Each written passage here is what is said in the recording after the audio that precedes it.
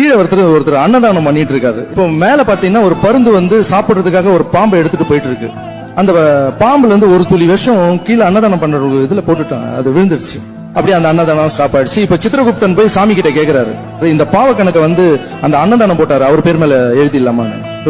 4 பேருக்கு சாப்பாடு போறாரு, அவர் மேல எப்படியா நீ எழுதுவ? அப்ப அந்த பருந்து மேல போடலாமா அப்படின்னு.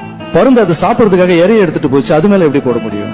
அப்ப பாம்பு மேல போடலாமா? அதுவே உயிருக்கு பயந்து துடிச்சிட்டு இருக்கு, அது மேல நீ எப்படி போடுவ?